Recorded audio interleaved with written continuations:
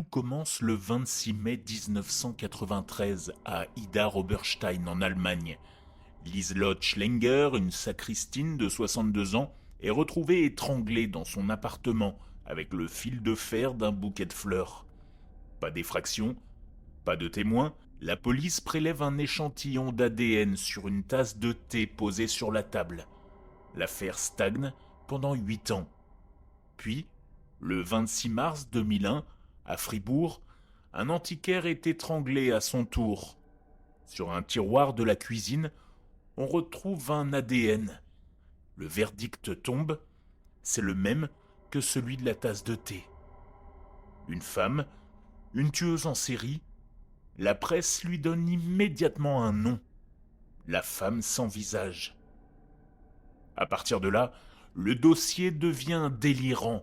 L'ADN de cette mystérieuse inconnue commence à apparaître partout en Europe. Sur une seringue d'héroïne dans une forêt, sur un pistolet factice utilisé lors du braquage d'un commerçant à Arbois, en France, sur un périmètre de sécurité après un cambriolage en Autriche, et même sur une douille de balle après une fusillade entre deux frères. Le profil est celui d'une femme capable de tout: braquage, meurtre sauvage, cambriolage de bas étage et trafic de drogue. Pourtant, un détail cloche. À chaque fois que la police arrête des complices ou des suspects sur ces scènes de crime, tous jurent la même chose. Il n'y avait aucune femme avec nous. Mais la science ne ment pas, n'est-ce pas? La police continue de chasser un fantôme.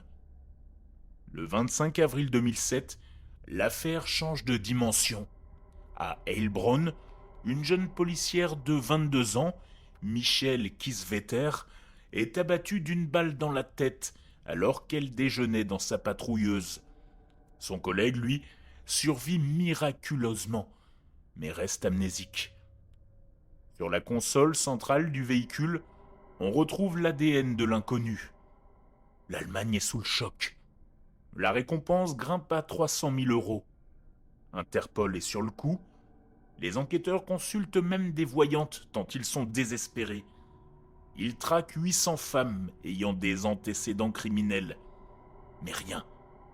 Le fantôme de Heilbronn est invisible. Début 2009, l'absurdité atteint son paroxysme.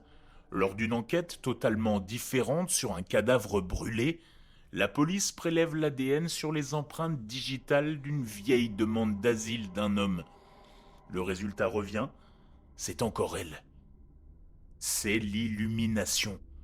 Comment une tueuse en série pourrait-elle avoir laissé son ADN sur le formulaire administratif d'un homme mort des années auparavant? Les enquêteurs font alors un test simple, presque enfantin. Ils testent un coton-tige neuf, tout juste sorti de son emballage stérile.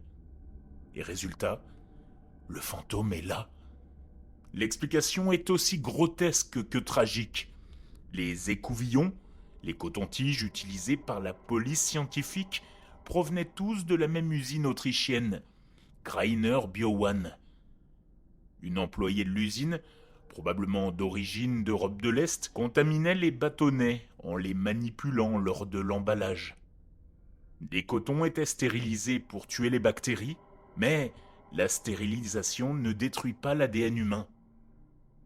Pendant 16 ans, la police n'a pas collecté de preuves. Elle les a déposées. Les vrais coupables, les meurtriers de la policière Michelle Kieswetter, étaient en réalité des membres de la NSU, un groupuscule néo-nazi. Ils ont continué à tuer pendant des années, pendant que les ressources policières étaient gaspillées à traquer une ouvrière d'usine qui faisait juste son travail. Pour les cold cases, les meurtres originaux de 93 et 2001 ne sont toujours pas résolus. L'ADN sur la tasse de thé et le tiroir n'était que celui de l'employé. Le véritable tueur n'avait, lui, laissé aucune trace. L'affaire du fantôme de Heilbronn reste à ce jour le plus grand rappel à l'ordre de l'histoire de la police scientifique. La science est un outil puissant, mais elle est totalement inutile si l'on oublie de vérifier l'outil lui-même.